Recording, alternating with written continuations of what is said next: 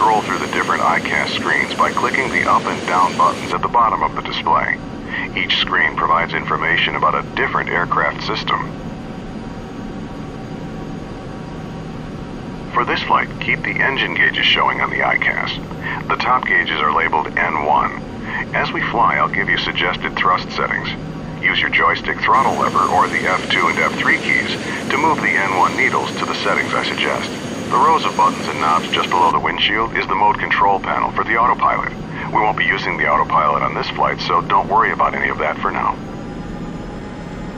A big difference between jets and piston aircraft is that in a jet, the engines take a while to spool up. This means that if you add or reduce thrust, there will be a slight delay before your action has any effect. This fact, combined with the jet's higher speed, means that you need to plan ahead. 80 knots. Position and hold. World Bravo 221. Positive rate, gear up. Raise the landing gear by pressing the G key. Jets have flaps just like piston aircraft. They're used during takeoff and landing to increase both lift and drag. Lower the flaps to 20 degrees for takeoff now by pressing the F7 key 3 times. You can see the flap indicator on the ICAS. Okay, move the stick to adjust pitch to 10 degrees nose up on the primary flight display, and raise the flaps. Reduce thrust to about 80% N1 to keep our speed below 250 knots. Climb and maintain 6,000 feet.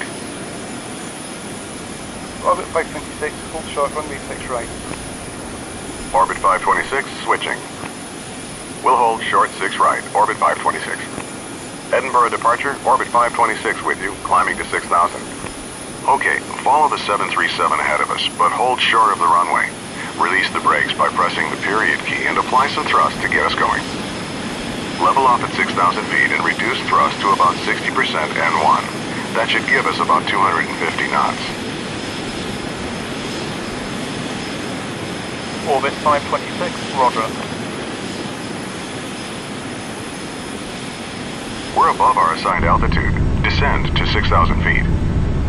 We'll stay low on this short flight, so don't exceed 250 knots and keep the landing lights on. This is standard practice below 10,000 feet.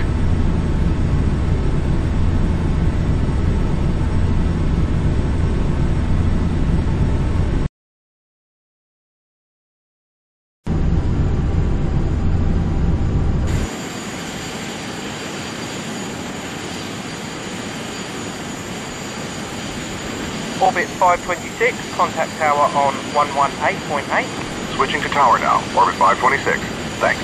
Glasgow Tower, orbit 526 with you on the visual approach for runway 23. Orbit 526, Glasgow Tower, you're number 1. Clear to land, runway 23. Wind calm. Clear to land, orbit 526. Okay, level off here at 3,000 feet and bring the thrust back up to about 50% N1 to maintain 210 knots. We're cleared to land, so let's run through the before landing checklist. It's a short one. Landing gear, down. Flaps, set to 45 degrees. Landing checklist complete. Continue descending. Once we're about 50 feet over the runway, reduce thrust to idle and pull back on the stick slightly to touch down on the main wheels first. Then, slowly lower the nose.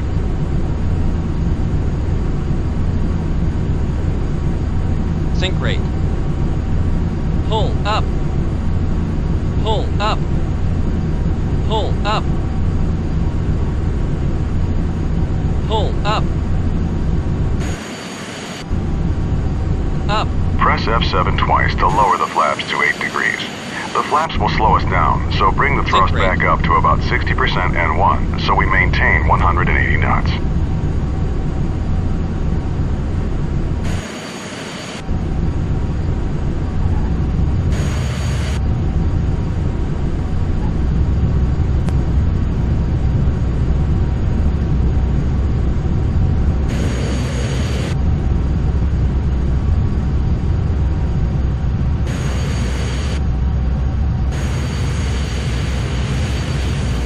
Nice landing.